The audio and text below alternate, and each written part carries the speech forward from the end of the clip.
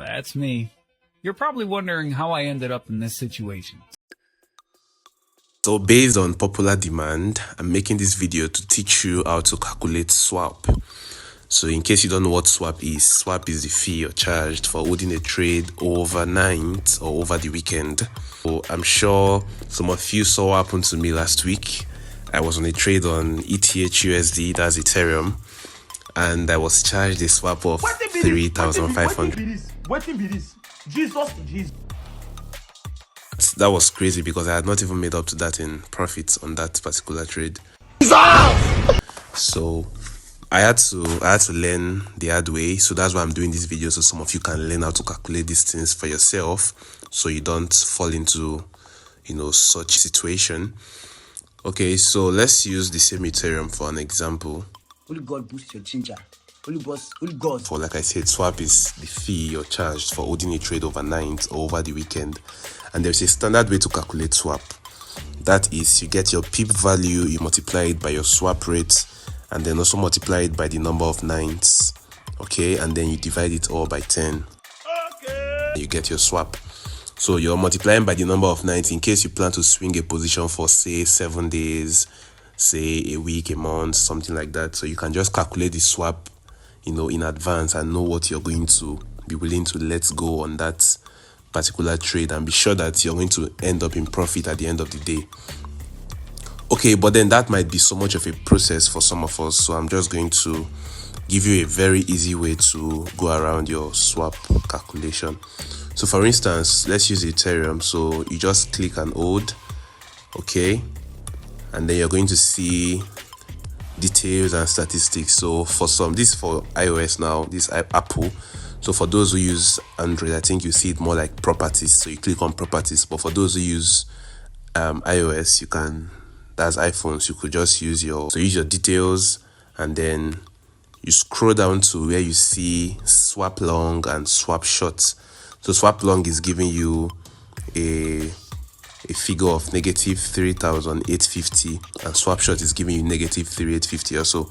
Sometimes this can be positive. If this is positive, then you're going to be credited, you're going to gain for swinging that position. Okay, for holding the position overnight or over the weekend, you're going to be credited. But when it shows negative, it shows that you're going to pay. Okay, so now this is the hack to it. This figure you see here is for 100 lots. So 3,850 is what you're going to pay if you were buying or selling ETH with 100 lots.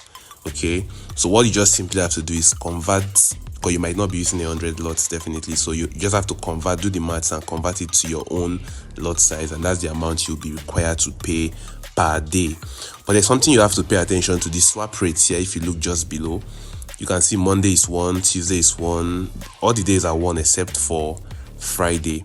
So now this is going to vary with your broker, so that's why you're going to be doing this on your MT5. Your MT5 is definitely linked to your broker, so you can always know whatever your broker is offering as at the time. For cryptos, Friday is always, the swap rates on Fridays is multiplied by 3, while for FX, for Forex pairs, the swap rate on Wednesday is the one multiplied by 3. So what this means is that if I'm holding a trade on Friday, I'm going to multiply whatever I get by 3. So let's look at it this way now. Let's do a quick maths. So this is 3,850. So if I use a 100 lot size on ETH per night, I'll be required to pay 3,850. So let's assume I was using 2 standard lots. Let's do the math. The math is going to be, now you just have to apportion lot size. So 100 lots is giving you 3,850.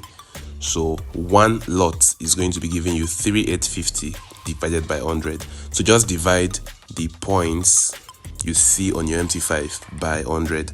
So 3,850 divided by 100 is going to be giving you 38.5. So for one lot you use, you're going to be paying 38.5.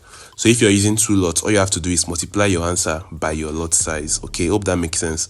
When you divide the points you get, for instance 3850 by 100, whatever you get multiplied by your lot size.